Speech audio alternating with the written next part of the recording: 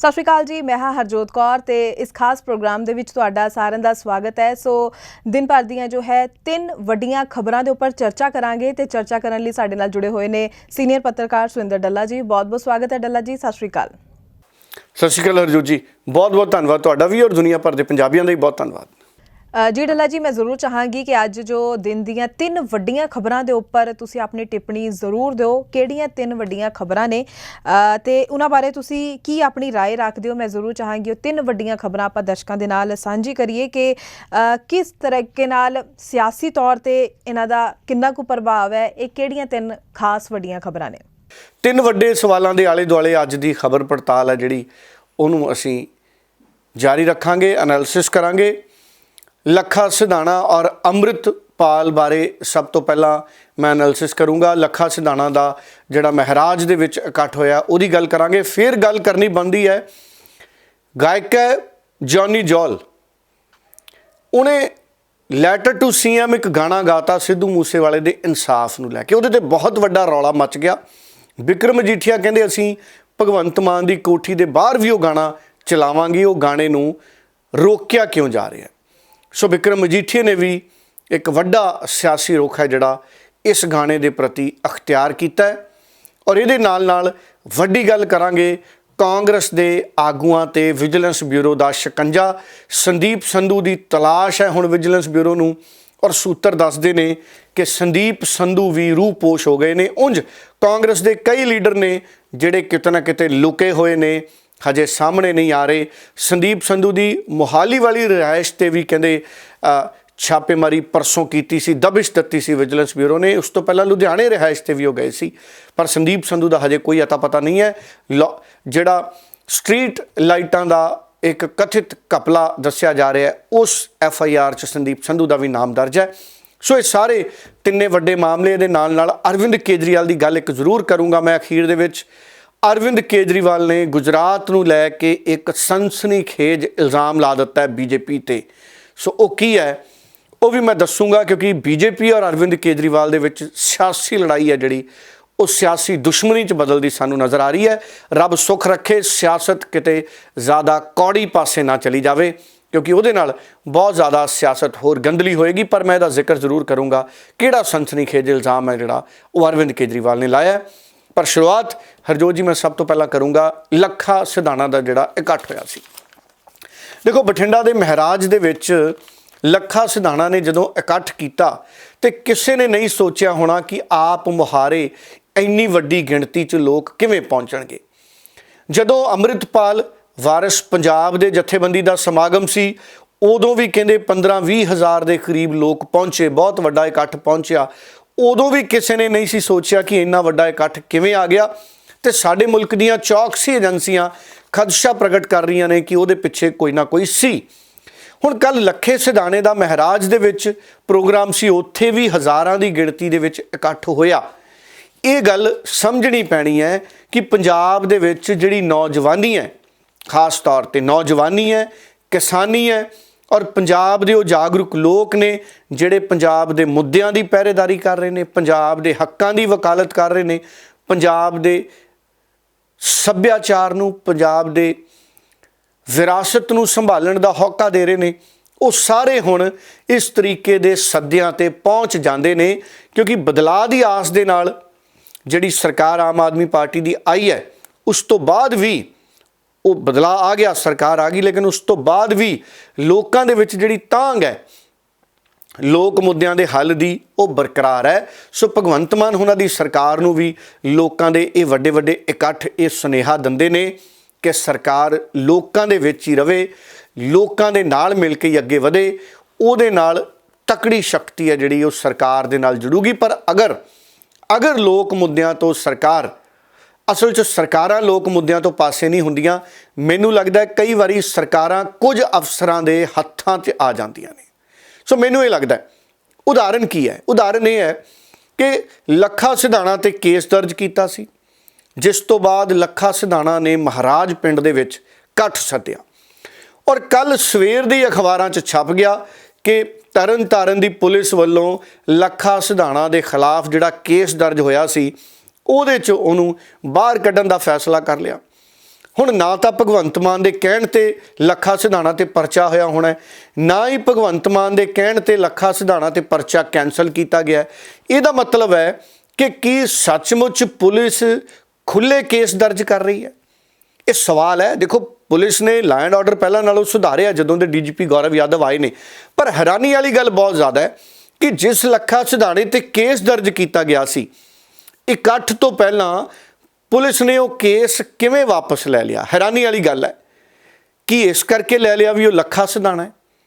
ਉਹਨੇ ਸੱਦਾ ਮਾਰਤਾ, ਉਹਨੇ ਹਿੰਮਤ ਕੀਤੀ ਤੇ ਪੰਜਾਬ ਭਰ ਦੇ ਨੌਜਵਾਨ ਬੁੱਧੀਜੀਵੀ ਲੋਕ, ਕਿਸਾਨ ਲੀਡਰ, ਧਾਰਮਿਕ ਲੀਡਰ, ਸਿਆਸੀ ਲੀਡਰ ਸਾਰੇ ਲੱਖਾ ਸਿਧਾਣਾ ਦੇ ਮੰਚ 'ਚ ਪਹੁੰਚ ਜਾਣਗੇ ਔਰ ਪਹੁੰਚੇ ਵੀ। ਸੋ ਬਦਨਾਮੀ ਕਿਹਦੀ? ਸਰਕਾਰ ਦੀ। ਕਾਰਗੁਜ਼ਾਰੀ ਕਿਹਦੀ ਸੀ? ਇਹ ਲੱਖਾ ਸਿਧਾਣਾ ਦੀ ਗੱਲ ਹੈ। ਕੀ ਗਰੰਟੀ ਹੈ ਕਿ ਪੰਜਾਬ 'ਚ ਜਿੰਨੇ ਕੇਸ ਦਰਜ ਹੋ ਰਹੇ ਹੋਣਗੇ ਉਹਨਾਂ ਦੇ ਵਿੱਚ ਕਿਸੇ ਨਾਲ ਲੱਖਾ ਸਿਧਾਣਾ ਦੀ ਤਰ੍ਹਾਂ ਪੇਸ਼ ਨਹੀਂ ਆਇਆ ਜਾ ਰਿਹਾ ਹੋਏਗਾ? ਇਹ ਵੀ ਸਵਾਲ ਆਪਣੇ ਆਪ ਦੇ ਵਿੱਚ ਬਹੁਤ ਵੱਡਾ ਹੈ ਔਰ ਇਹੋ ਕਾਰਨ ਹੈ, ਇਸ ਤਰ੍ਹਾਂ ਦਾ ਰਵੱਈਆ ਹੀ ਕਾਰਨ ਹੈ ਕਿ ਇਹਨਾਂ ਇਕੱਠਾਂ ਦੇ ਵਿੱਚ ਹਜ਼ਾਰਾਂ ਦੀ ਗਿਣਤੀ ਦੇ ਵਿੱਚ ਪੰਜਾਬ ਦੀ ਨੌਜਵਾਨੀ, ਬੁੱਧੀਜੀਵੀ, ਵਕਾਲਤ ਵਾਲੇ ਸਾਡੇ ਸਾਥੀ, ਪੱਤਰਕਾਰ ਲੋਕ, ਕਿਸਾਨ ਸੰਗਠਨ, ਸਿਆਸੀ, ਧਾਰਮਿਕ ਸਾਰੇ ਆਗੂ ਪਹੁੰਚ ਰਹੇ ਨੇ। ਅੰਮ੍ਰਿਤਪਾਲ ਹੋਣੀ ਵੀ ਕੱਲ ਲੱਖਾ ਸਿਧਾਣਾ ਦੇ ਇਕੱਠ ਦੇ ਵਿੱਚ ਮੈਨੂੰ ਨਜ਼ਰ ਆਏ, ਪੱਤਰਕਾਰਾਂ ਦੇ ਨਾਲ ਗੱਲਬਾਤ ਕਰ ਰਹੇ ਸੀ। ਅੰਮ੍ਰਿਤਪਾਲ ਸਿੰਘ ਉਹਨਾਂ ਦੀ ਗੱਲ ਵੀ ਕਰੂੰਗਾ, ਸਿਮਰਨਜੀਤ ਸਿੰਘ ਮਾਨ ਉਹਨਾਂ ਦੀ ਗੱਲ ਵੀ ਕਰੂੰਗਾ। ਸਿਮਰਨਜੀਤ ਸਿੰਘ ਮਾਨ ਵੀ ਉੱਥੇ ਪਹੁੰਚੇ, ਸੁਖਪਾਲ ਖਹਿਰਾ ਉਚੇਚੇ ਤੌਰ ਤੇ ਪਹੁੰਚੇ ਔਰ ਸਿੱਧੂ ਮੂਸੇਵਾਲੇ ਦੇ ਪਿਤਾ ਬਲਕੌਰ ਸਿੰਘ ਸਿੱਧੂ ਉਹ ਵੀ ਉਚੇਚੇ ਤੌਰ ਤੇ ਉੱਥੇ ਪਹੁੰਚੇ। ਪਰ ਮੈਂ ਇੱਕ ਵਾਰੀ, ਜਿਵੇਂ ਮੈਂ ਸ਼ੁਰੂ 'ਚ ਗੱਲ ਕੀਤੀ, ਲੱਖਾ ਸਿਧਾਣਾ ਨੇ ਕੱਲ ਕਈ ਗੱਲਾਂ ਵੱਡੀਆਂ ਕੀਤੀਆਂ। ਉਹਨਾਂ ਨੇ ਇਹ ਵੀ ਸੁਨੇਹਾ ਦਿੱਤਾ ਕਿ ਅਸੀਂ ਇੱਕ ਕਮੇਟੀ ਬਣਾਉਣ ਵਾਲੇ ਹਾਂ ਤਾਂ ਕਿ ਕਿਸੇ ਤੇ ਵੀ ਅਗਰ ਕੇਸ ਗਲਤ ਦਰਜ ਹੁੰਦਾ ਹੈ ਤੇ ਘੱਟੋ ਘੱਟ ਉਹਦੀ ਮਦਦ ਕੀਤੀ ਜਾ ਸਕੇ। ਪਰ ਆਪ ਮੁਹਾਰੇ ਹਜ਼ਾਰਾਂ ਦੀ ਗਿਣਤੀ ਦੇ ਵਿੱਚ ਲੋਕਾਂ ਦਾ ਇਕੱਠ ਇਸ ਤਰ੍ਹਾਂ ਸੱਦਿਆਂ ਤੇ ਪਹੁੰਚਣ ਦਾ ਮਤਲਬ ਇਹ ਹੈ ਕਿ ਲੋਕ ਕਿਤੇ ਨਾ ਕਿਤੇ ਇਨਸਾਫ ਦੀ ਭਾਲ ਦੇ ਵਿੱਚ ਨੇ। ਲੋਕ ਸਰਕਾਰਾਂ ਤੋਂ ਵੱਧ ਆਸ ਰੱਖਦੇ ਨੇ। ਜਿੰਨੀਆਂ ਆਸਾਂ ਲੋਕਾਂ ਦੀਆਂ ਪੂਰੀਆਂ ਹੋ ਰਹੀਆਂ ਨੇ ਉਹਦੇ ਨਾਲ ਸੰਤੁਸ਼ਟੀ ਨਹੀਂ।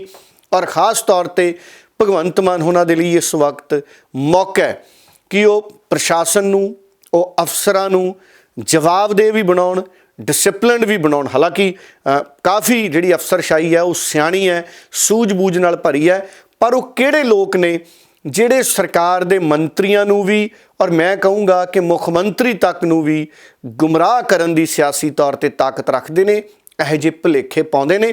ਉਹ ਕਿਹੜੇ ਲੋਕ ਨੇ ਜਿਹੜੇ ਸਿਕਿਉਰਿਟੀਆਂ ਵਾਪਸ ਜਦੋਂ ਸਿੱਧੂ ਮੂਸੇਵਾਲੇ ਦੀਆਂ ਹੁੰਦੀਆਂ ਨੇ ਤੇ ਉਹਨੂੰ ਸਾਰਵਜਨਿਕ ਕਰ ਦਿੰਦੇ ਨੇ ਤੇ ਸੋਸ਼ਲ ਮੀਡੀਆ 'ਚ ਸਭ ਤੋਂ ਪਹਿਲਾਂ ਖਬਰਾਂ ਦਾ ਹਿੱਸਾ ਬਣਾ ਦਿੰਦੇ ਨੇ?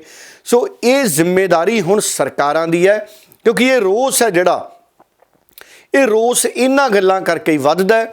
ਔਰ ਇਸ ਤਰ੍ਹਾਂ ਦੇ ਵਰਤਾਰੇ ਦੀ, ਇਸ ਤਰ੍ਹਾਂ ਦੇ ਰੋਸ ਦੀ ਅਗਵਾਈ ਆਮ ਆਦਮੀ ਪਾਰਟੀ ਨੇ ਕੀਤੀ ਸੀ ਜਦੋਂ ਕੈਪਟਨ ਅਮਰਿੰਦਰ ਦੇ ਰਾਜ ਦੇ ਵਿੱਚ, ਜਦੋਂ ਪ੍ਰਕਾਸ਼ ਸਿੰਘ ਬਾਦਲ ਦੇ ਰਾਜ ਦੇ ਵਿੱਚ ਇਸ ਤਰੀਕੇ ਦਾ ਵਰਤਾਰਾ ਹੁੰਦਾ ਸੀ। ਤੇ ਹੁਣ ਭਗਵੰਤ ਮਾਨ ਜਦੋਂ ਮੁੱਖ ਮੰਤਰੀ ਬਣ ਗਏ, ਮੈਨੂੰ ਲੱਗਦਾ ਕਿ ਇਸ ਤਰ੍ਹਾਂ ਦੇ ਜਿਹੜੇ ਰੋਸ ਨੇ ਉਹਨਾਂ ਦੀ ਅਗਵਾਈ ਅੱਜ ਵੀ ਭਗਵੰਤ ਮਾਨ ਨੂੰ ਕਰਨੀ ਚਾਹੀਦੀ ਹੈ। ਗੁਜਰਾਤ ਦਾ ਦੌਰਾ ਘਟਾ ਲੈਣ, ਹਿਮਾਚਲ ਦਾ ਦੌਰਾ ਭਗਵੰਤ ਮਾਨ ਘਟਾ ਲੈਣ। ਇਸ ਤਰ੍ਹਾਂ ਦੇ ਜਿਹੜੇ ਰੋਸ ਨੇ ਉਹਨਾਂ ਦੀ ਅਗਵਾਈ ਭਗਵੰਤ ਮਾਨ ਨੂੰ ਕਰਨੀ ਚਾਹੀਦੀ ਹੈ ਤਾਂ ਕਿ ਹਕੀਕਤ ਤੋਂ ਜਿਹੜੀ ਸਰਕਾਰ ਹੈ ਉਹ ਰੂਬਰੂ ਰਵੇ। ਔਰ ਉਹਨਾਂ ਲੋਕਾਂ ਦੀ ਪਛਾਣ ਬਹੁਤ ਜ਼ਰੂਰੀ ਹੈ, ਖਾਸ ਤੌਰ ਤੇ ਉਹਨਾਂ ਅਫਸਰਾਂ ਦੀ ਪਛਾਣ ਜਿਹੜੇ ਅਫਸਰ ਸਰਕਾਰਾਂ ਨੂੰ ਗੁੰਮਰਾਹ ਕਰ ਜਾਂਦੇ ਨੇ। ਕਹਾਣੀਆਂ ਬਹੁਤ ਸਾਡੇ ਕੋਲੇ ਅਫਸਰਾਂ ਦੀਆਂ ਆ ਰਹੀਆਂ ਨੇ। ਹੁਣੇ ਅਸੀਂ ਇੱਕ ਵੱਡਾ ਅਫਸਰ ਪੁਲਿਸ ਦਾ ਵਿਜੀਲੈਂਸ ਦੇ ੜਿੱਕੇ ਆਇਆ ਦੇਖਿਆ। ਸੋ ਠੀਕ ਹੈ, ਸਾਰੇ ਅਫਸਰ ਮਾੜੇ ਨਹੀਂ ਹੁੰਦੇ। ਮੈਂ ਕਹਿੰਦਾ ਬਹੁਤ ਗਿਣਤੀ ਅਫਸਰ ਚੰਗੇ ਨੇ, 90-95% ਚੰਗੇ ਹੋਣਗੇ, ਪਰ ਜਿਹੜੇ 5-7% ਸਾਜ਼ਿਸ਼ਾਂ ਰਚਦੇ ਨੇ, ਜ਼ਰੂਰਤ ਹੈ ਉਹਨਾਂ ਦੀ ਪਛਾਣ ਕਰਨ ਦੀ, ਕਿਉਂਕਿ ਉਹੀ ਸਰਕਾਰ ਦੀ ਕਾਰਗੁਜ਼ਾਰੀ ਨੂੰ ਗੁੰਮਰਾਹਕੁੰਨ ਬਣਾ ਦਿੰਦੇ ਨੇ। ਤੇ ਫਿਰ ਸਥਿਤੀਆਂ ਉਹ ਬਣਦੀਆਂ ਨੇ ਜੋ ਸਥਿਤੀਆਂ ਬਣਦੀਆਂ ਪੰਜਾਬ 'ਚ ਅਸੀਂ ਦੇਖ ਰਹੇ ਹਾਂ। ਹੁਣ ਲੱਖਾ ਸਿਧਾਣਾ ਤੇ ਕੇਸ ਦਰਜ ਹੋਣਾ ਤੇ ਕੇਸ 'ਚੋਂ ਲੱਖਾ ਸਿਧਾਣਾ ਨੂੰ ਬਾਹਰ ਕਰ ਦੇਣਾ, ਇਹ ਸਾਰਾ ਵਰਤਾਰਾ ਕਿਤੇ ਨਾ ਕਿਤੇ ਸ਼ੱਕੀ ਬਣ ਗਿਆ। ਭਾਵੇਂ ਇਹ ਕਾਨੂੰਨੀ ਕਾਰਵਾਈ ਹੈ, ਪਰ ਇਸ ਕਾਨੂੰਨੀ ਕਾਰਵਾਈ ਕੀਤੇ ਜਾਣ ਦੀ ਔਰ ਇਹਦੇ ਬਾਹਰ ਆਉਣ ਦੀ ਜਿਹੜੀ ਮਿਆਦ ਸਮਾਂ ਉਹ ਸਵਾਲ ਖੜੇ ਕਰਦੀ ਹੈ। ਖੈਰ, ਸੁਖਪਾਲ ਖਹਿਰਾ ਵੀ ਉੱਥੇ ਪਹੁੰਚੇ। ਸੁਖਪਾਲ ਖਹਿਰਾ ਨੇ ਵੀ ਰੱਜ ਕੇ ਨੌਜਵਾਨਾਂ ਦੇ ਸਾਹਮਣੇ ਪੰਜਾਬ ਦੇ ਮੁੱਦਿਆਂ ਨੂੰ ਸਾਂਭਣ ਦੀ ਗੱਲ, ਪੰਜਾਬ ਦੇ ਪਾਣੀਆਂ ਨਾਲ, ਪੰਜਾਬ ਦੇ ਹੱਕਾਂ ਨਾਲ ਜਿਹੜੇ ਲਗਾਤਾਰ ਵਖਰੇਵੇਂ ਵਾਲੇ ਵਰਤਾਰੇ ਹੋਏ ਨੇ ਉਹਨਾਂ ਦੇ ਹੱਕ 'ਚ ਆਵਾਜ਼ ਬੁਲੰਦ ਕੀਤੀ ਔਰ ਨੌਜਵਾਨੀ ਨੂੰ ਇਕੱਠੇ ਹੋਣ ਦੀ ਗੱਲ ਕੀਤੀ। ਸੁਖਪਾਲ ਖਹਿਰਾ ਹੋਵੇ, ਭਾਵੇਂ ਲੱਖਾ ਸਿਧਾਣਾ ਹੋਵੇ ਜਾਂ ਹੋਰ ਉੱਥੇ ਮੰਚ ਤੇ ਬੋਲਦੇ ਲੀਡਰ ਹੋਣ, ਸਾਰਿਆਂ ਨੇ ਇੱਕ ਗੱਲ ਦੀ ਅਹਿਮੀਅਤ ਪ੍ਰਗਟ ਕੀਤੀ ਹੈ ਕਿ ਕਿਸਾਨ ਅੰਦੋਲਨ ਇਸੇ ਕਰਕੇ ਜਿੱਤ ਹੋਇਆ ਕਿਉਂਕਿ ਕਿਸਾਨ ਅੰਦੋਲਨ ਦੇ ਵਿੱਚ ਕਿਸਾਨ ਵੀ, ਗੈਰ ਕਿਸਾਨ ਵੀ ਔਰ ਸਾਰੇ ਭਾਈਚਾਰਿਆਂ ਦੇ ਲੋਕ ਔਰ ਸਾਰੇ ਵਪਾਰਕ ਪੱਧਰ ਦੇ ਲੋਕ ਸਿਰ ਜੋੜ ਕੇ ਖੜੇ ਹੋਏ ਸੀ, ਤਾਂ ਜਿੱਤ ਹੋਈ। ਸੋ ਪੰਜਾਬ ਦੇ ਸੱਭਿਆਚਾਰ ਨੂੰ, ਪੰਜਾਬ ਦੀ ਵਿਰਾਸਤ ਨੂੰ ਜਿਹੜਾ ਖਤਰਾ ਹੈ ਉਹਨੂੰ ਸਾਂਭਣ ਦੇ ਲਈ ਜ਼ਰੂਰੀ ਹੈ ਕਿ ਸਾਰੇ ਸਿਰ ਜੁੜ ਜਾਣ, ਕਿਸੇ ਤਰ੍ਹਾਂ ਦਾ ਵਖਰੇਵਾਂ ਪੰਜਾਬ ਦੇ ਹੱਕ 'ਚ, ਪੰਜਾਬ ਦੇ ਮੁੱਦਿਆਂ ਦੇ ਪ੍ਰਤੀ ਨਾ ਰਵੇ, ਤਾਂ ਹੀ ਪੰਜਾਬ ਅੱਗੇ ਵਧੂਗਾ। ਸੋ ਨਿਚੋੜ ਹੈ ਜਿਹੜਾ ਕੱਲ੍ਹ ਦੇ ਪ੍ਰੋਗਰਾਮ ਦਾ ਉਹ ਇਹੀ ਸੀ ਔਰ ਸਾਰਿਆਂ ਨੇ ਉੱਥੇ ਦੇਸ਼ ਭਗਤੀ ਦੀ ਭਾਵਨਾ ਦੇ ਨਾਲ ਹੀ ਲਗਭਗ ਆਪਣੀਆਂ ਗੱਲਾਂ ਕੀਤੀਆਂ। ਉਹ ਠੀਕ ਹੈ, ਕਈ ਲੀਡਰ ਨੇ ਜਿਹੜੇ ਉਹਨਾਂ ਦੇ ਗੱਲ ਕਰਨ ਦੀ ਸ਼ੈਲੀ ਵੱਖਰੀ ਹੁੰਦੀ ਹੈ, ਪਰ ਜਿੱਥੇ ਗੱਲ ਪੰਜਾਬ ਦੇ ਹੱਕਾਂ ਦੀ ਆ ਜਾਂਦੀ ਹੈ ਉੱਥੇ ਲਗਭਗ ਸਾਰਿਆਂ ਦੀ ਕੋਸ਼ਿਸ਼ ਇਹ ਸੀ ਕਿ ਅਸੀਂ ਪੰਜਾਬ ਦੇ ਮੁੱਦਿਆਂ ਤੇ ਇਕੱਠੇ ਹੋ ਕੇ ਲੜੀਏ, ਸੰਵਿਧਾਨ ਦੇ ਦਾਇਰੇ 'ਚ ਰਹਿ ਕੇ ਲੜੀਏ। ਔਰ ਜਦੋਂ ਵੀ ਕੋਈ ਸੰਘਰਸ਼ ਸੰਵਿਧਾਨ ਦੇ ਦਾਇਰੇ 'ਚ ਰਹਿ ਕੇ ਲੜਿਆ ਜਾਂਦਾ ਹੈ, ਜਿਵੇਂ ਕਿਸਾਨੀ ਸੰਘਰਸ਼ ਸੀ, ਤੇ ਉਹਦੇ 'ਚ ਜਿੱਤ ਨਿਸ਼ਚਿਤ ਹੁੰਦੀ ਹੈ। ਸੋ ਹੁਣ ਬਹੁਤ ਜ਼ਰੂਰੀ ਹੈ ਕਿ ਇੱਕ ਸਮਾਜਿਕ ਸੰਤੁਲਨ ਬਣੇ ਔਰ ਸਮਾਜਿਕ ਸੰਤੁਲਨ ਉਦੋਂ ਹੀ ਬਣਦਾ ਜਦੋਂ ਲੋਕ ਆਪਣੇ ਹੱਕਾਂ ਲਈ ਸਿਰ ਜੋੜ ਕੇ ਸੰਵਿਧਾਨ ਦੇ ਝੰਡੇ ਹੇਠਾਂ ਅੱਗੇ ਵਧਦੇ ਨੇ। ਤੇ ਫਿਰ ਮਾੜੇ ਅਫਸਰ ਨੇ ਜਿਹੜੇ ਉਹ ਝੂਠੇ ਪਰਚੇ ਦਰਜ ਕਰਨ ਤੋਂ ਵੀ ਡਰਦੇ ਨੇ ਕਿਉਂਕਿ ਉਹਨਾਂ ਨੂੰ ਪਤਾ ਹੈ ਕਿ ਲੋਕ ਜਾਗਰੂਕ ਹੋ ਗਏ ਔਰ ਸੰਵਿਧਾਨ ਦਾ ਝੰਡਾ ਲੈ ਕੇ ਲੋਕ ਨੇ ਜਿਹੜੇ ਉਹ ਬਾਹਰ ਨਿਕਲੇ ਨੇ। ਸੋ ਇਸ ਕਰਕੇ ਉਹਦੇ ਨਾਲ ਸੂਬਾ ਤਕੜਾ ਵੀ ਹੁੰਦਾ ਹੈ ਤੇ ਸਰਕਾਰਾਂ ਨੂੰ ਸੁਚੇਤ ਵੀ ਕਰਕੇ ਰੱਖਦੇ ਨੇ ਦੇਸ਼ ਦੇ ਲੋਕ, ਸੂਬੇ ਦੇ ਲੋਕ। ਸੋ ਮੈਨੂੰ ਇਹ ਲੱਗਦਾ ਕਿ ਸੁਨੇਹਾ ਕੱਲ੍ਹ ਵਾਲੇ ਮਹਾਰਾਜ ਦੇ ਇਕੱਠ 'ਚੋਂ ਇਹੀ ਨਿਕਲਿਆ ਕਿ ਯੂਨਿਟੀ ਦੀ ਲੋੜ ਹੈ, ਲੋਕ ਹੱਕਾਂ ਦੇ ਲਈ ਇਕੱਠੇ ਹੋ ਕੇ ਇਮਾਨਦਾਰੀ ਦੇ ਨਾਲ ਅੱਗੇ ਵਧੀਏ। ਸੋ ਇਹੀ ਸੁਨੇਹਾ ਸੀ। ਸੋ ਭਾਸ਼ਣ ਸਾਰਿਆਂ ਨੇ ਸੁਣ ਲਏ, ਇਸ ਕਰਕੇ ਮੈਂ ਭਾਸ਼ਣ 'ਚ ਜੋ ਕੁਝ ਹਰਜੋਤ ਜੀ ਉਹ ਬੋਲੇ ਉਹ ਨਹੀਂ ਮੈਂ ਦੁਹਰਾਉਣਾ ਚਾਹੁੰਦਾ, ਪਰ ਮੂਲ ਰੂਪ ਦੇ ਵਿੱਚ ਜਿਹੜਾ ਸੁਨੇਹਾ ਸੀ ਪੂਰੇ ਭਾਸ਼ਣਾਂ ਦਾ ਉਹ ਇਹੀ ਨਿਕਲਿਆ। ਦੇਖੋ, ਅੰਮ੍ਰਿਤਪਾਲ ਸਿੰਘ ਵੀ ਗਏ। ਅੰਮ੍ਰਿਤਪਾਲ ਸਿੰਘ ਜਦੋਂ ਪਹੁੰਚੇ ਇਕੱਠ 'ਚ, ਮੈਂ ਦੇਖ ਰਿਹਾ ਸੀ ਪੱਤਰਕਾਰਾਂ ਦੇ ਨਾਲ ਗੱਲਬਾਤ ਕਰਦੇ ਹੋਏ, ਉਹਨਾਂ ਨੇ ਇਹੀ ਗੱਲ ਕਹੀ ਕਿ ਲੋਕ ਇਕੱਠੇ ਹੋਏ। ਉਹਨਾਂ ਨੇ ਹੈਰਾਨੀ ਪ੍ਰਗਟ ਕੀਤੀ ਕਿ ਲੱਖਾ ਸਿਧਾਣਾ 'ਤੇ ਕੇਸ ਦਰਜ ਹੋਇਆ ਸੀ ਤੇ ਹੁਣ ਕੇਸ ਵਾਪਸ ਲਿਆ ਗਿਆ ਤੇ ਬਦਨਾਮੀ ਸਰਕਾਰ ਦੀ ਹੋ ਗਈ। ਉਹਨਾਂ ਨੇ ਸਾਫ਼ ਤੌਰ 'ਤੇ ਕਿਹਾ ਕਿ ਝੂਠੇ ਪਰਚਿਆਂ ਦਾ ਰਿਵਾਜ ਖਤਮ ਹੋਣਾ ਚਾਹੀਦਾ ਹੈ ਕਿਉਂਕਿ ਝੂਠੇ ਪਰਚਿਆਂ ਦੀ ਜਿਹੜੀ ਆਵਾਜ਼ ਜਦੋਂ ਸਮਾਜ 'ਚ ਆਉਣ ਲੱਗ ਜੇ ਉਹਦੇ ਨਾਲ ਸਰਕਾਰ ਦੀ ਬਦਨਾਮੀ ਹੁੰਦੀ ਹੈ। ਹਾਲਾਂਕਿ ਇਹ ਵੀ ਕਿਹਾ ਅੰਮ੍ਰਿਤਪਾਲ ਸਿੰਘ ਨੇ ਕਿ ਮੈਨੂੰ ਅਗਰ ਕੋਈ ਕਾਰਵਾਈ ਕਰਕੇ ਜੇਲ੍ਹ ਭੇਜਣਾ ਚਾਹੁੰਦਾ ਕੋਈ ਤਾਂ ਮੈਂ ਜੇਲ੍ਹ ਜਾਣ ਦੇ ਲਈ ਵੀ ਤਿਆਰ ਹਾਂ। ਹਾਲਾਂਕਿ ਮੈਨੂੰ ਚੰਗਾ ਲੱਗਿਆ ਕਿ ਅੰਮ੍ਰਿਤਪਾਲ ਸਿੰਘ ਨੇ ਸੰਵਿਧਾਨ ਦੀ ਗੱਲ ਕੀਤੀ। ਸੋ ਸੰਵਿਧਾਨ ਦੇ ਦਾਇਰੇ 'ਚ ਜਿਹੜੀ ਗੱਲ ਕੀਤੀ ਜਾਵੇ ਉਹਦੇ ਨਾਲ ਅਸੀਂ ਤਕੜੇ ਹੋ ਕੇ ਆਪਣੇ ਮੁੱਦਿਆਂ 'ਤੇ, ਆਪਣੇ ਹੱਕਾਂ 'ਤੇ ਆਪਣੀ ਗੱਲ ਹੈ ਜਿਹੜੀ ਉਹ ਕਿਤੇ ਵੀ ਰੱਖ ਸਕਦੇ ਹਾਂ। ਸੋ ਅੰਮ੍ਰਿਤਪਾਲ ਸਿੰਘ ਨੇ ਵੀ ਪੱਤਰਕਾਰਾਂ ਦੇ ਨਾਲ ਗੱਲਬਾਤ ਕਰਦੇ ਹੋਏ ਲੋਕਾਂ ਨੂੰ ਰੂਬਰੂ ਹੁੰਦਿਆਂ ਇਹ ਗੱਲ ਦੇ ਵਿੱਚ ਇਸ ਗੱਲ ਦਾ ਉਹਨਾਂ ਨੇ ਹਾਮੀ ਭਰੀ ਕਿ ਸਰਕਾਰਾਂ ਕੋਸ਼ਿਸ਼ ਕਰਨ ਬਿਲਕੁਲ ਵੀ ਝੂਠੇ ਪਰਚੇ ਦਰਜ ਨਾ ਹੋਣ ਔਰ ਜ਼ਬਰਦਸਤੀ ਨੌਜਵਾਨਾਂ ਨੂੰ ਝੂਠੇ ਕੇਸਾਂ 'ਚ ਨਾ ਫਸਾਇਆ ਜਾਵੇ। ਸੋ ਇਸ ਤਰੀਕੇ ਦੀਆਂ ਗੱਲਾਂ ਜਿਹੜੀਆਂ ਨੇ ਉਹ ਕੀਤੀਆਂ ਨੇ ਅੰਮ੍ਰਿਤਪਾਲ ਸਿੰਘ ਨੇ। ਔਰ ਇਸੇ ਤਰ੍ਹਾਂ ਸਿਮਰਨਜੀਤ ਸਿੰਘ ਮਾਨ ਨੇ ਵੀ ਲੋਕ ਹੱਕਾਂ ਦੀ ਗੱਲ ਕੀਤੀ ਔਰ ਸਿਮਰਨਜੀਤ ਸਿੰਘ ਮਾਨ ਨੇ ਜਿਹੜੀ ਆਪਣੀ ਤਕਰੀਰ ਕੀਤੀ, ਹਾਲਾਂਕਿ ਪਤਾ ਲੱਗਿਆ ਕਿ ਕੁਝ ਦਿਨ ਪਹਿਲਾਂ ਲਗਾਤਾਰ ਉਹਨਾਂ ਦੀ ਸਿਹਤ ਢਿੱਲੀ ਸੀ, ਬਿਮਾਰ ਸੀ, ਪਰ ਸਿਮਰਨਜੀਤ ਸਿੰਘ ਮਾਨ ਉੱਥੇ ਗਏ ਔਰ ਸਿਮਰਨਜੀਤ ਸਿੰਘ ਮਾਨ ਨੇ ਵੀ ਸੰਵਿਧਾਨ ਦੇ ਦਾਇਰੇ 'ਚ ਰਹਿ ਕੇ ਕਈ ਤਰ੍ਹਾਂ ਦੀਆਂ ਗੱਲਾਂ ਕੀਤੀਆਂ। ਉਹਨਾਂ ਨੇ ਵੀ ਕਈ ਮੁੱਦੇ ਨੇ ਜਿਹੜੇ ਉਹ ਉੱਥੇ ਚੱਕੇ। ਹੁਣ ਜਿਹੜਾ ਦੂਸਰਾ ਮੁੱਦਾ ਇਹ ਵੀ ਬਹੁਤ ਵੱਡਾ ਮੁੱਦਾ ਬਣਿਆ ਹੋਇਆ ਹਰਜੋਤ ਜੀ। ਜੈਨੀ ਜੌਹਲ ਪੰਜਾਬੀ ਗਾਇਕਾਂ ਨੇ, ਉਹਨਾਂ ਦਾ ਇੱਕ ਗਾਣਾ ਰਿਲੀਜ਼ ਹੋਇਆ ਸੀ ਲੈਟਰ ਟੂ CM। ਅਸਲ 'ਚ ਉਹਨਾਂ ਨੇ ਸਿੱਧੂ ਮੂਸੇਵਾਲੇ ਦੇ ਇਨਸਾਫ ਨਾ ਮਿਲਣ ਦੀ ਗੱਲ ਨੂੰ ਗਾਇਕੀ ਦੇ ਰੂਪ ਦੇ ਵਿੱਚ ਪੇਸ਼ ਕੀਤਾ ਔਰ ਜਿਸ ਤੋਂ ਬਾਅਦ ਇਸ ਤਰੀਕੇ ਦੀਆਂ ਕਨਸੋਆਂ ਆ ਰਹੀਆਂ ਨੇ ਕਿ ਸਰਕਾਰ ਨਾਖੁਸ਼ ਹੈ। ਅਸਲ 'ਚ ਗੱਲ ਉਹੀ ਹੈ, ਸਰਕਾਰ ਤੱਕ ਸੁਨੇਹਾ ਕਿਵੇਂ ਪਹੁੰਚਾਇਆ ਗਿਆ ਸੰਬੰਧਿਤ ਅਫਸਰਾਂ ਵੱਲੋਂ, ਇਹ ਵੀ ਗੱਲ ਬਹੁਤ ਅਹਿਮੀਅਤ ਵਾਲੀ ਹੈ। ਸੋ ਲੋਕ ਰਾਜ ਦੇ ਵਿੱਚ, ਲੋਕਤੰਤਰ ਦੇ ਵਿੱਚ ਕਵਿਤਾ ਦੇ ਜ਼ਰੀਏ ਸ਼ਾਇਰ ਆਪਣੀ ਗੱਲ ਕਹਿੰਦਾ ਹੈ, ਗਾਇਕੀ ਦੇ ਜ਼ਰੀਏ ਗਾਇਕ ਆਪਣੀ ਗੱਲ ਕਹਿੰਦਾ ਹੈ। ਔਰ ਕਿਸਾਨੀ ਅੰਦੋਲਨ ਦੇ ਵਿੱਚ ਵੀ ਸਾਡੇ ਗਾਇਕਾਂ ਨੇ ਲੋਕਾਂ ਦੇ ਦਿਲ ਦੀਆਂ ਗੱਲਾਂ, ਟੀਸਾਂ, ਚੀਸਾਂ, ਦਰਦ ਸਰਕਾਰ ਦੇ ਅੰਦਰ ਰੱਖੇ ਸੀ, ਸਰਕਾਰ ਦੇ ਅੱਗੇ ਰੱਖੇ ਸੀ। ਸੋ ਹੁਣ ਬੀਬੀ ਜੈਨੀ ਜੌਲ ਨੇ ਵੀ ਜਿਹੜਾ ਗਾਣਾ ਗਾਇਆ, ਸੋ ਉਹਨਾਂ ਨੇ ਵੀ ਆਪਣੀ ਗੱਲ ਹੈ ਜਿਹੜੀ ਉਹ ਪੰਜਾਬ ਦੇ ਮੁੱਖ ਮੰਤਰੀ ਨੂੰ ਲੈਟਰ ਟੂ ਸੀਐਮ ਗਾਣੇ ਦੇ ਜ਼ਰੀਏ ਰੱਖੀ। ਇਹ YouTube ਦੇ ਉੱਪਰ ਗਾਣਾ ਉਪਲਬਧ ਹੈ, ਬਹੁਤ ਸਾਰੇ ਲੋਕਾਂ ਨੇ ਗਾਣਾ ਅਪਲੋਡ ਕੀਤਾ ਹੈ, ਮੈਂ ਵੀ ਇਹ ਗਾਣਾ ਸੁਣਿਆ। ਸੋ ਜਿਹੜੇ ਸ਼ਾਇਰ ਨੇ, ਗੀਤਕਾਰ ਨੇ, ਗਾਇਕ ਨੇ, ਜਜ਼ਬਾਤੀ ਤੌਰ 'ਤੇ ਉਹ ਆਪਣੇ ਜਿਹੜੇ ਗਾਣਿਆਂ ਦੀ ਸ਼ਬਦਾਵਲੀ ਹੈ ਉਹਨੂੰ ਵਰਤਦੇ ਨੇ। ਵੈਸੇ ਮੈਂ ਜੇ ਲੀਡਰਾਂ ਦੀ ਗੱਲ ਕਰਾਂ ਤੇ ਸਿਆਸੀ ਮੰਚ ਤੋਂ ਲੀਡਰ ਵੀ ਇੱਕ ਦੂਸਰੇ ਨੂੰ ਭ੍ਰਿਸ਼ਟ, ਰਾਖਸ਼, ਚੋਰ ਦੱਸਦੇ ਨੇ।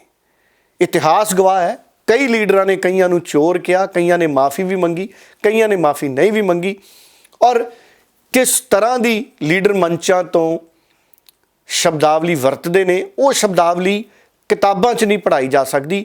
ਹਾਲਾਂਕਿ ਜਿਹੜੇ ਗਾਣੇ ਨੇ, ਸ਼ਾਇਰ ਦੀਆਂ ਸਤਰਾਂ ਨੇ, ਕਵਿਤਾ ਨੇ, ਉਹਨਾਂ ਦੇ ਉੱਤੇ ਖੋਜ ਕਰਨ ਦੇ ਲਈ ਉਹ ਲਿਖਤਾਂ ਵਿਦਿਆਰਥੀਆਂ ਨੂੰ ਦਿੱਤੀਆਂ ਜਾ ਸਕਦੀਆਂ ਨੇ, ਭਾਵੇਂ ਸਕੂਲੀ ਵਿਦਿਆਰਥੀ ਹੋਣ, ਭਾਵੇਂ ਯੂਨੀਵਰਸਿਟੀਆਂ ਦੇ, ਕਾਲਜ ਦੇ ਹੋਣ, ਤੇ ਭਾਵੇਂ PhD ਕਰਨ ਵਾਲੇ ਵਿਦਿਆਰਥੀ ਹੋਣ।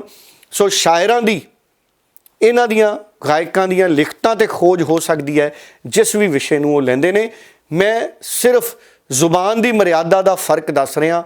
ਗਾਇਕ ਕੁਝ ਵੀ ਅਗਰ ਗਾਉਂਦੇ ਨੇ, ਉਹਨਾਂ ਦੀ ਪੂਰੀ ਕੋਸ਼ਿਸ਼ ਹੁੰਦੀ ਹੈ ਕਿ ਅਸੀਂ ਜਸਟੀਫਾਈ ਕਰੀਏ ਜੋ ਲੋਕ ਚਾਹੁੰਦੇ ਨੇ, ਅਸੀਂ ਉਹ ਗੱਲ ਸਰਕਾਰਾਂ ਤੱਕ ਲੈ ਕੇ ਜਾਈਏ। ਸੋ ਇਸ ਗਾਣੇ ਦੇ ਵਿੱਚ ਵੀ ਇਨਸਾਫ ਮੰਗਿਆ ਗਿਆ। ਠੀਕ ਹੈ, ਸੱਚ ਕੌੜਾ ਹੁੰਦਾ ਹੈ।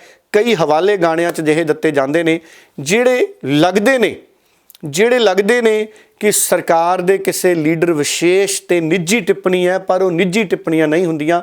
ਕਿਉਂਕਿ ਜਦੋਂ ਕੋਈ ਮੁੱਖ ਮੰਤਰੀ ਬਣ ਜਾਂਦਾ ਹੈ, ਮੰਤਰੀ ਬਣ ਜਾਂਦਾ ਹੈ, ਜਦੋਂ ਕੋਈ ਇਸ ਤਰ੍ਹਾਂ ਪੋਲੀਟੀਕਲ ਜ਼ਿੰਦਗੀ 'ਚ ਆ ਜਾਂਦਾ ਹੈ, ਫਿਰ ਬਹੁਤ ਸਾਰੇ ਜਿਹੜੇ ਇਸ ਤਰੀਕੇ ਦੇ ਲੋਕਾਂ ਦੇ ਰੋਹ ਵਾਲੇ ਸਵਾਲ ਹੈ ਉਹਨਾਂ ਦਾ ਸਾਹਮਣਾ ਕਰਨਾ ਪੈਂਦਾ ਹੈ, ਔਰ ਕਰਨਾ ਵੀ ਚਾਹੀਦਾ ਹੈ। ਸੋ ਜੈਨੀ ਜੌਲ ਦੇ ਉੱਤੇ ਕਹਿੰਦੇ ਕਾਰਵਾਈ ਕਰਨ ਦੀ ਤਿਆਰੀ ਹੋ ਰਹੀ ਹੈ।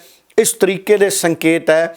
ਅਗਰ ਕੇਸ ਦਰਜ ਕਰ ਦਿੱਤਾ ਜਾਂਦਾ ਹੈ ਤਾਂ ਮੈਨੂੰ ਇਹ ਲੱਗਦਾ ਹੈ ਕਿ ਉਹਦੇ ਨਾਲ ਇਹ ਮਸਲਾ ਜਿਹੜਾ, ਇਹ ਵੀ ਸਿੱਧੂ ਮੂਸੇਵਾਲੇ ਦੇ ਮਸਲੇ ਦੀ ਤਰ੍ਹਾਂ ਉਭਾਰ ਲੈ ਸਕਦਾ ਹੈ। ਕਿਉਂਕਿ ਸਿੱਧੂ ਮੂਸੇਵਾਲੇ ਦੀ ਸੁਰੱਖਿਆ ਜਿਸ ਤਰ੍ਹਾਂ ਨਾਲ ਕਾਲੀ 'ਚ ਵਾਪਸ ਲੈਣ ਦੀ ਜਾਣਕਾਰੀ ਨੂੰ ਖਬਰ ਬਣਵਾਇਆ ਗਿਆ, ਉਹਦੇ ਨਾਲ ਬਹੁਤ ਨੁਕਸਾਨ ਹੋਇਆ ਸਰਕਾਰ ਦਾ। ਸੋ ਜੈਨੀ ਜੌਲ ਦੇ ਮਾਮਲੇ ਦੇ ਵਿੱਚ ਮੈਨੂੰ ਲੱਗਦਾ ਹੈ ਇਸ ਗਾਣੇ ਨੂੰ ਪੋਜ਼ਿਟਿਵ ਤਰੀਕੇ ਨਾਲ ਲੈਣਾ ਚਾਹੀਦਾ ਹੈ। ਫਿਰ ਮੈਂ ਉਹੀ ਕਹਿ ਰਿਹਾ, ਚਾਹੀਦਾ ਤਾਂ ਇਹ ਹੈ ਕਿ ਸਰਕਾਰ ਦੇ ਮੁਖੀ ਅਗਵਾਈ ਕਰਨ ਇਸ ਤਰੀਕੇ ਦੇ ਅਭਿਆਨਾਂ ਦੀ, ਕਿਉਂਕਿ ਕੋਸ਼ਿਸ਼ ਤਾਂ ਸਰਕਾਰ ਕਰ ਰਹੀ ਹੈ, ਕੋਸ਼ਿਸ਼ ਭਗਵੰਤ ਮਾਨ ਕਰ ਰਹੇ ਨੇ, ਇਹਦੇ ਵਿੱਚ ਕੋਈ ਦੋ ਰਾਏ ਨਹੀਂ ਹੈ। ਭਗਵੰਤ ਮਾਨ ਦੀ ਸੁਚੱਜੀ ਕੋਸ਼ਿਸ਼ ਹੈ। ਮੈਂ ਕੱਲ੍ਹ ਦੇ ਅਖਬਾਰਾਂ 'ਚ ਇਸ਼ਤਿਹਾਰ ਪੜ੍ਹ ਕੇ ਹਟਿਆ, ਮੇਰੇ ਕੋਲੇ ਪੰਜਾਬੀ ਟ੍ਰਿਬਿਊਨ ਹੁਣ ਵੀ ਪਿਆ ਕੱਲ੍ਹ ਦਾ। 8736 ਠੇਕਾ ਆਧਾਰਿਤ ਮੁਲਾਜ਼ਮ ਪੱਕੇ ਕੀਤੇ। ਸੋ ਹੁਣ ਤਾਂ ਸਵਾਲ ਇਹ ਹੈ ਕਿ ਜਦੋਂ ਸਰਕਾਰ ਕੋਈ ਵੱਡਾ ਕੰਮ ਕਰਦੀ ਹੈ ਤੇ ਵੱਡੇ ਪੇਜ ਦਾ ਇਸ਼ਤਿਹਾਰ ਛਪਦਾ ਹੈ। ਸੋ ਇਸ ਤਰੀਕੇ ਦੇ ਜਿਹੜੇ ਲੋਕਾਂ ਦੇ ਸ਼ਿਕਵੇ ਨੇ, ਮੈਨੂੰ ਲੱਗਦਾ ਹਰਜੋਤ ਜੀ ਉਹਨਾਂ ਦੀ ਅਗਵਾਈ ਵੀ ਮੁੱਖ ਮੰਤਰੀ ਨੂੰ, ਸਰਕਾਰ ਨੂੰ ਆਪ ਕਰਨੀ ਚਾਹੀਦੀ ਹੈ। ਕਿਉਂਕਿ ਕੋਸ਼ਿਸ਼ ਤਾਂ ਭਗਵੰਤ ਮਾਨ ਕਰ ਰਹੇ ਨੇ, ਕੋਸ਼ਿਸ਼ ਭਗਵੰਤ ਮਾਨ ਨਿਸ਼ਚਿਤ ਤੌਰ 'ਤੇ ਕਰ ਰਹੇ ਨੇ ਕਿ ਸਿੱਧੂ ਮੂਸੇਵਾਲੇ ਦਾ ਮਾਮਲਾ ਵੀ ਹੱਲ ਹੋਵੇ ਔਰ ਸਾਰੇ ਲੋਕ ਫੜੇ ਜਾਣ। ਔਰ ਇਹਦੇ ਦਰਮਿਆਨ ਇਹ ਵੀ ਗੱਲ ਆਈ ਹੈ ਕਿ ਦੀਪਕ ਟਿੰਨੂ ਜਿਹੜਾ ਭਜਾਇਆ ਸੀ, ਪ੍ਰਿਤਪਾਲ ਸਿੰਘ ਜਿਹੜਾ CIA ਸਟਾਫ ਦਾ ਸਬ ਇੰਸਪੈਕਟਰ ਸੀ, ਜਿਹਨੂੰ ਬਰਖਾਸਤ ਵੀ ਕਰਤਾ, ਕਹਿੰਦੇ 12 ਅਕਤੂਬਰ ਤੱਕ ਉਹ ਹਿਰਾਸਤ 'ਚ ਹੈ, ਪੁਲਿਸ ਕਸਟਡੀ 'ਚ ਹੈ। ਦੀਪਕ ਟਿੰਨੂ ਨੂੰ ਜਦੋਂ ਭਜਾਇਆ ਗਿਆ ਸੀ, ਕਹਿੰਦੇ ਉਹਨਾਂ ਦੀ ਇੱਕ ਮਹਿਲਾ ਜਾਣਕਾਰ ਸੀ ਦੀਪਕ ਟਿੰਨੂ ਦੀ, ਜਿਹਦੇ ਬਾਰੇ ਦੱਸਿਆ ਜਾਂਦਾ ਕਿ ਉਹਦੇ ਨਾਲ ਹੀ ਸ਼ਾਇਦ ਉਹ ਗਿਆ। ਸੋ ਉਸ ਮਹਿਲਾ ਜਾਣਕਾਰ ਨੂੰ ਵੀ ਜਿਹੜੀ ਐਂਟੀ ਗੈਂਗਸਟਰ ਟਾਸਕ ਫੋਰਸ ਹੈ ਪੰਜਾਬ ਦੀ, ਉਹਨੇ ਮੁੰਬਈ ਤੋਂ ਗ੍ਰਿਫਤਾਰ ਕਰ ਲਿਆ। ਇਸ ਤਰੀਕੇ ਦੀਆਂ ਅਨਅਫੀਸ਼ੀਅਲ ਖਬਰਾਂ ਕੱਲ੍ਹ ਰਾਤ ਦੀਆਂ ਹਰਜੋਤ ਜੀ ਸਾਹਮਣੇ ਆ ਰਹੀਆਂ ਨੇ। ਸੋ ਅਗਰ ਸਿੱਧੂ ਮੂਸੇਵਾਲੇ ਦੇ ਮਾਮਲੇ ਦੇ ਵਿੱਚ ਫਰਾਰ ਦੀਪਕ ਟਿੰਨੂ ਦੀ ਮਹਿਲਾ ਜਾਣਕਾਰ ਨੂੰ ਵੀ ਗ੍ਰਿਫਤਾਰ ਕਰ ਲਿਆ ਗਿਆ ਤੇ ਕਿਤੇ ਨਾ ਕਿਤੇ ਦੀਪਕ ਟਿੰਨੂ ਤੱਕ ਵੀ ਪੁਲਿਸ ਸਾਡੀ ਜ਼ਰੂਰ ਪਹੁੰਚੂਗੀ। ਸੋ ਮੈਂ ਉਹੀ ਗੱਲ ਕਹਿ ਰਿਹਾ, ਅਜਿਹਾ ਨਹੀਂ ਹੈ ਕਿ ਕੋਸ਼ਿਸ਼ ਨਹੀਂ ਹੋ ਰਹੀ। ਫਰਕ ਇੰਨਾ ਹੈ ਕਿ ਸਰਕਾਰ ਲੋਕਾਂ ਦੇ ਵਿੱਚ ਹੀ ਬਣੀ ਰਵੇ, ਸਰਕਾਰ ਲੋਕਾਂ ਤੋਂ ਦੂਰੀ ਨਾ ਬਣਾਵੇ। ਇਹ ਬਹੁਤ ਜ਼ਰੂਰੀ ਹੋ ਗਿਆ। ਔਰ ਜਦੋਂ ਇਸ ਤਰੀਕੇ ਦੇ ਇਨਸਾਫ ਦੀ ਮੰਗ ਵਾਲੇ ਕੋਈ ਗਾਣੇ ਆਉਂਦੇ ਨੇ, ਕੋਈ ਮੰਗਾਂ ਆਉਂਦੀਆਂ ਨੇ, ਤੇ ਸਰਕਾਰ ਸਖਤੀ ਦੀ ਬਜਾਏ ਖੁੱਲ੍ਹ ਦਿਲੀ ਦੇ ਨਾਲ ਅਜਿਹੀਆਂ ਚੀਜ਼ਾਂ ਨੂੰ ਵੇਖੇ। ਕਿਉਂਕਿ ਜਿਹੜੀ ਫਰੀडम ਆਫ ਸਪੀਚ ਹੈ ਫਰੀडम ਆਫ ਸਪੀਚ ਨੌਜਵਾਨੀ ਨੂੰ ਲਗਾਤਾਰ ਆਮ ਆਦਮੀ ਪਾਰਟੀ ਨੇ ਸਿਖਾਈ ਹੈ। ਸਵਾਲ ਕਰਨੇ ਵੀ ਆਮ ਆਦਮੀ ਪਾਰਟੀ ਨੇ ਸਿਖਾਏ ਨੇ। ਅੰਨਾ ਹਜ਼ਾਰੇ ਦੇ ਮੰਚ ਤੋਂ ਲੈ ਕੇ ਭਗਵੰਤ ਮਾਨ ਦੀਆਂ ਰੈਲੀਆਂ ਤੱਕ ਲੀਡਰਾਂ ਤੋਂ ਸਵਾਲ ਪੁੱਛਣ ਦੀ ਗੱਲ ਭਗਵੰਤ ਮਾਨ ਸਿਖਾਉਂਦੇ ਰਹੇ ਨੇ। ਸੋ ਜਦੋਂ ਨੌਜਵਾਨ ਚੰਗੇ ਰਾਹ ਤੇ ਤੋਰੇ ਨੇ ਤੇ ਉਹਨਾਂ ਦੀ ਅਗਵਾਈ ਨਹੀਂ ਛੱਡਣੀ ਚਾਹੀਦੀ। ਭਗਵੰਤ ਮਾਨ ਉਹਨਾਂ ਨੂੰ ਚਾਹੀਦਾ ਹੈ ਕਿ ਉਹਨਾਂ ਦੀ ਅਗਵਾਈ ਕਰਦੇ ਰਹਿਣ ਔਰ ਕੋਸ਼ਿਸ਼ਾਂ ਵੀ ਕਰਦੇ ਰਹਿਣ, ਜਿਹੜੀਆਂ ਕੋਸ਼ਿਸ਼ਾਂ ਉਹ ਕਰ ਵੀ ਰਹੇ ਨੇ ਇਮਾਨਦਾਰੀ ਦੇ ਨਾਲ। ਔਰ ਜਿਵੇਂ ਮੈਂ ਲਗਾਤਾਰ ਜ਼ਿਕਰ ਕਰ ਰਿਹਾ ਹਰਜੋਤ ਜੀ, ਹੁਣ ਮੈਂ ਗੱਲ ਕਾਂਗਰਸ ਵਾਲੀ ਵੀ ਕਰ ਲਾਂ। ਸਟਰੀਟ ਲਾਈਟ ਘੁਟਾਲੇ ਦੇ ਵਿੱਚ ਨਾਮਜ਼ਦ ਕੀਤੇ ਗਏ ਨੇ ਕੈਪਟਨ ਸੰਦੀਪ ਸੰਧੂ, ਸਾਨੂੰ ਪਤਾ ਹੈ। ਔਰ ਉਹਨਾਂ ਦੀ ਤਲਾਸ਼ੀ ਲਈ ਗਈ ਹੈ, ਉਹਨਾਂ ਦੇ ਘਰ ਦੀ, ਮੋਹਾਲੀ ਸਥਿਤ ਘਰ ਦੀ। ਕੁਝ ਦਿਨ ਪਹਿਲਾਂ ਲੁਧਿਆਣਾ ਸਥਿਤ ਘਰ 'ਚ ਵੀ ਕਹਿੰਦੇ ਦਬਿਸ਼ ਦਿੱਤੀ ਸੀ ਵਿਜੀਲੈਂਸ ਬਿਊਰੋ ਨੇ। ਸੋ ਕਈ ਲੋਕਾਂ ਨੂੰ 4 ਦੇ ਕਰੀਬ ਦੱਸਿਆ ਜਾ ਰਿਹਾ ਇਸ ਮਾਮਲੇ ਦੇ ਵਿੱਚ ਗ੍ਰਿਫਤਾਰੀਆਂ ਹੋਈਆਂ ਨੇ ਔਰ ਕੈਪਟਨ ਸੰਦੀਪ ਸੰਧੂ ਦੀ ਭਾਲ ਕਰ ਰਹੀ ਹੈ ਵਿਜੀਲੈਂਸ ਬਿਊਰੋ। ਉਂਝ ਸਕੱਤਰ ਵੀ ਨੇ ਪੰਜਾਬ ਪ੍ਰਦੇਸ਼ ਕਾਂਗਰਸ ਕਮੇਟੀ ਦੇ ਇਸ ਵਕਤ ਸੰਦੀਪ ਸੰਧੂ। ਔਰ ਲਗਾਤਾਰ ਰਾਜਾ ਵੜਿੰਗ ਪਹਿਲਾਂ ਕਹਿੰਦੇ ਸੀ ਵਿਜੀਲੈਂਸ ਬਿਊਰੋ ਨੂੰ ਕਿ ਸਾਡਾ ਕੋਈ ਵੀ ਲੀਡਰ ਚਾਹੀਦਾ ਤੇ ਅਸੀਂ ਆਪ ਗ੍ਰਿਫਤਾਰੀਆਂ ਦੇਣ ਆਏ ਹਾਂ, ਗਏ ਵੀ ਸੀ ਚੰਡੀਗੜ੍ਹ ਤੇ ਅਸੀਂ ਪੇਸ਼ ਹੋਣ ਨੂੰ ਤਿਆਰ ਹਾਂ। ਪਰ ਮੈਨੂੰ ਲੱਗਦਾ ਹੈ ਹੁਣ ਵੀ ਜਿਹੜੇ ਕੇਸ ਦਰਜ ਹੋ ਰਹੇ ਨੇ ਕਾਂਗਰਸ ਦੇ ਲੀਡਰਾਂ ਨੂੰ ਆਪ ਹੀ ਗ੍ਰਿਫਤਾਰੀ ਦੇ ਦੇਣੀ ਚਾਹੀਦੀ ਹੈ, ਕਿਉਂਕਿ ਜਦੋਂ ਰੂਪੋਸ਼ ਹੁੰਦੇ ਨੇ ਕਿਤੇ ਨਾ ਕਿਤੇ ਉਹਦੇ ਨਾਲ ਉਹਨਾਂ ਦੀ ਭਾਲ ਵਿਜੀਲੈਂਸ ਬਿਊਰੋ ਨੂੰ ਲੰਮੇ ਸਮੇਂ ਤੱਕ ਕਰਨੀ ਪੈਂਦੀ ਹੈ, ਜਿਹਦੇ ਨਾਲ ਕਿਤੇ ਨਾ ਕਿਤੇ ਸਿਆਸੀ ਦਾਗ ਹੈ ਜਿਹੜੇ ਕਾਂਗਰਸ 'ਤੇ ਉਹ ਲੱਗਦੇ ਨੇ। ਸੋ ਬਾਕੀ ਵੇਖਦੇ ਹਾਂ ਕੈਪਟਨ ਸੰਦੀਪ ਸੰਧੂ ਕੀ ਜਿਹੜੀ ਅਗਾਊਂ ਜ਼ਮਾਨਤ ਹੈ ਉਹ ਲੈਣ ਦੇ ਲਈ ਹਾਈ ਕੋਰਟ ਪਹੁੰਚਦੇ ਨੇ। ਉਂਝ ਭਾਰਤ ਭੂਸ਼ਣ ਆਸ਼ੂ ਦੀ ਜਿਹੜੀ ਜ਼ਮਾਨਤ ਦੀ ਅਰਜ਼ੀ ਹੈ ਉਹਦੇ ਉੱਤੇ ਫੈਸਲਾ ਰਾਖਵਾਂ ਹੈ ਔਰ ਮੰਨਿਆ ਜਾ ਸਕਦਾ ਹੈ ਕਿ ਕਿਸੇ ਵੀ ਵੇਲੇ ਭਾਰਤ ਭੂਸ਼ਣ ਆਸ਼ੂ ਦੀ ਜ਼ਮਾਨਤ ਦੇ ਉੱਤੇ ਵੀ ਪੰਜਾਬ ਤੇ ਹਰਿਆਣਾ ਹਾਈ ਕੋਰਟ ਕੋਈ ਨਾ ਕੋਈ ਫੈਸਲਾ ਦੇ ਸਕਦੀ ਹੈ। ਦੂਜੇ ਪਾਸੇ ਇਹ ਵੀ ਚਰਚਾਵਾਂ ਨੇ ਕਿ ਭਾਰਤ ਭੂਸ਼ਣ ਆਸ਼ੂ ਨਾਲ ਜੁੜੇ ਜਿਹੜੇ ਉਹਨਾਂ ਦੇ ਕੁਝ ਕਰੀਬੀ ਹੈ ਉਹਨਾਂ ਦੀ ਭਾਲ ਵੀ ਹੋ ਰਹੀ ਹੈ, ਉਹਨਾਂ ਦੀ ਪੁੱਛਗਿੱਛ ਵੀ ਹੋ ਰਹੀ ਹੈ। ਇੱਕ ਤਾਂ ਮੀਨੂ ਪੰਕਜ ਮਲਹੋਤਰਾ ਔਰ ਇੱਕ ਇੰਦੀ ਨਾਂ ਦਾ ਇੱਕ ਵਿਅਕਤੀ ਦੱਸਿਆ ਜਾ ਰਿਹਾ ਹੈ। ਸੋ ਵਿਜੀਲੈਂਸ ਬਿਊਰੋ ਉਹਨਾਂ ਦੀ ਵੀ ਕਿਤੇ ਨਾ ਕਿਤੇ ਉਹਨਾਂ ਦੀ ਭਾਲ ਦੇ ਵਿੱਚ ਹੈ ਕਿ ਉਹਨਾਂ ਤੋਂ ਵੀ ਅਸੀਂ ਭਾਰਤ ਭੂਸ਼ਣ ਆਸ਼ੂ ਦੇ ਮਾਮਲੇ ਦੇ ਵਿੱਚ ਜ਼ਰੂਰੀ ਪੁੱਛਗਿੱਛ ਕਰਨੀ ਹੈ। ਸੋ ਉਹਨਾਂ ਬਾਰੇ ਵੀ ਹਜੇ ਕਿਸੇ ਤਰ੍ਹਾਂ ਦੀ ਜਿਹੜੀ ਕਾਮਯਾਬੀ ਹੈ ਵਿਜੀਲੈਂਸ ਬਿਊਰੋ ਨੂੰ ਨਹੀਂ ਮਿਲੀ। ਪਰ ਕਾਂਗਰਸ ਦੀ ਜਿਹੜੀ ਸਿਆਸਤ ਹੈ ਇਹਨਾਂ ਦਿਨਾਂ ਦੇ ਵਿੱਚ ਕਿਤੇ ਨਾ ਕਿਤੇ ਉਹ ਠੰਡੀ ਪਈ ਹੋਈ ਆ। ਉਹ ਠੀਕ ਹੈ, ਰਾਜਾ ਵੜਿੰਗ ਨੇ ਅੰਮ੍ਰਿਤਪਾਲ ਸਿੰਘ ਦੇ ਖਿਲਾਫ ਚਿੱਠੀ ਪੰਜਾਬ ਦੇ ਡੀਜੀਪੀ ਨੂੰ ਕੁਝ ਦਿਨ ਪਹਿਲਾਂ ਲਿਖੀ ਹੈ, ਪਰ ਇਸ ਤੋਂ ਇਲਾਵਾ ਪੰਜਾਬ 'ਚ ਕਾਂਗਰਸ ਦੀ ਬਹੁਤੀ ਸਰਗਰਮੀ ਦਿਖ ਨਹੀਂ ਰਹੀ। ਔਰ ਮੈਂ ਸਿੱਧਾ ਗੁਜਰਾਤ ਦੇ ਨਾਲ ਗੱਲ ਜੋੜ ਲੈਣਾ। ਅਰਵਿੰਦ ਕੇਜਰੀਵਾਲ ਨੇ ਇੱਕ ਵੱਡਾ ਦਾਅਵਾ ਕਰਤਾ। ਉਹਨਾਂ ਨੇ ਕਿਹਾ ਕਿ ਭਾਰਤੀ ਜਨਤਾ ਪਾਰਟੀ ਦੇ ਬਹੁਤ ਸਾਰੇ ਲੀਡਰ ਉਹਨਾਂ ਦੇ ਸੰਪਰਕ 'ਚ ਨੇ ਗੁਜਰਾਤ ਦੇ ਔਰ ਉਹ ਅੰਦਰ ਖਾਤੇ ਆਮ ਆਦਮੀ ਪਾਰਟੀ ਦੀ ਸਰਕਾਰ ਬਣਾਉਣਾ ਚਾਹੁੰਦੇ ਨੇ, ਬੀਜੇਪੀ ਦੀ ਸਰਕਾਰ ਨੂੰ ਉਹ ਡੇਗਣਾ ਚਾਹੁੰਦੇ ਨੇ ਉੱਥੋਂ। ਸੋ ਅਰਵਿੰਦ ਕੇਜਰੀਵਾਲ ਉਹਨਾਂ ਦਾ ਇਹ ਦਾਅਵਾ ਕਿ ਭਾਰਤੀ ਜਨਤਾ ਪਾਰਟੀ ਦੇ ਗੁਜਰਾਤ ਦੇ ਬਹੁਤ ਸਾਰੇ ਲੀਡਰ ਸਾਡੇ ਸੰਪਰਕ 'ਚ ਹੈ, ਠੀਕ ਉਸੇ ਤਰ੍ਹਾਂ ਜਿਵੇਂ ਪੰਜਾਬ 'ਚ ਭਾਜਪਾ ਦੇ ਲੀਡਰਾਂ ਨੇ ਦਾਅਵਾ ਕੀਤਾ ਸੀ ਕਿ ਆਮ ਆਦਮੀ ਪਾਰਟੀ ਦੇ ਕਈ ਐਮਐਲਏ ਸਾਡੇ ਸੰਪਰਕ 'ਚ ਨੇ। ਸੋ ਮੈਨੂੰ ਲੱਗਦਾ ਹੈ ਇਹ ਇੱਕ ਵੱਡਾ ਸਿਆਸੀ ਦਾਅ ਅਰਵਿੰਦ ਕੇਜਰੀਵਾਲ ਨੇ ਖੇਡਿਆ। ਉਹ ਕਹਿ ਰਹੇ ਨੇ ਕਿ ਬਹੁਤ ਸਾਰੇ ਲੋਕ ਸਾਨੂੰ ਮਿਲਦੇ ਨੇ ਔਰ ਅਸੀਂ ਉਹਨਾਂ ਨੂੰ ਇਹ ਕਹਿੰਦੇ ਹਾਂ ਕਿ ਤੁਸੀਂ ਬੀਜੇਪੀ 'ਚ ਰਹੋ ਔਰ ਤੁਸੀਂ ਬੀਜੇਪੀ ਨੂੰ ਹਰਾਉਣ ਦਾ ਕੰਮ ਕਰੋ। ਔਰ ਕੇਜਰੀਵਾਲ ਕਹਿ ਰਹੇ ਨੇ ਕਿ 27 ਸਾਲਾਂ ਦਾ ਬੀਜੇਪੀ ਦਾ ਜਿਹੜਾ ਅਹੰਕਾਰ ਹੈ, ਘਮੰਡ ਹੈ, ਉਹਨੂੰ ਅਸੀਂ ਤੋੜਨਾ ਹੈ। ਜਿਹੜਾ ਬਿਆਨ ਹੈ ਅਰਵਿੰਦ ਕੇਜਰੀਵਾਲ ਦਾ, ਅਰਵਿੰਦ ਕੇਜਰੀਵਾਲ ਕਾਂਗਰਸ ਵਾਲੇ ਲੀਡਰਾਂ ਨੂੰ ਕਹਿੰਦੇ ਕਿ ਤੁਸੀਂ ਆਮ ਆਦਮੀ ਪਾਰਟੀ 'ਚ ਆਓ ਔਰ ਤੁਸੀਂ ਦੇਸ਼ ਦੇ ਲਈ ਔਰ ਗੁਜਰਾਤ ਦੀ ਤਰੱਕੀ ਦੇ ਲਈ ਕੰਮ ਕਰੋ ਔਰ ਜਦੋਂ ਸਰਕਾਰ ਗੁਜਰਾਤ ਦੇ ਵਿੱਚ ਅਸੀਂ ਬਣਾ ਦੇਵਾਂਗੇ ਤੇ ਅਸੀਂ 15 ਲੱਖ ਨੌਕਰੀਆਂ ਦਾ ਟੀਚਾ ਰੱਖਾਂਗੇ। ਸੋ ਵੱਡੀ ਗੱਲ ਕੀਤੀ ਹੈ ਉਹਨਾਂ ਨੇ। ਹਾਲਾਂਕਿ ਪੰਜਾਬ 'ਚ ਭਗਵੰਤ ਮਾਨ ਕਹਿ ਰਹੇ ਸੀ ਕੱਲ੍ਹ ਭਾਸ਼ਣ 'ਚ ਕਿ ਅਸੀਂ 6.5 ਮਹੀਨੇ 'ਚ 17,500 ਨੌਕਰੀਆਂ ਦੇਤੀਆਂ। ਸੋ ਹਾਲਾਂਕਿ ਟੀਚੇ ਪੰਜਾਬ 'ਚ ਵੀ ਬਹੁਤ ਵੱਡੇ ਸੀ ਪਰ 6.5 ਮਹੀਨਿਆਂ 'ਚ ਟੀਚੇ ਕੋਈ ਜ਼ਿਆਦਾ ਪੂਰੇ ਨਹੀਂ ਹੋਏ। ਸੋ ਮੈਨੂੰ ਲੱਗਦਾ ਹੈ ਕਿ 15 ਲੱਖ ਨੌਕਰੀਆਂ ਕਹਿਣੀਆਂ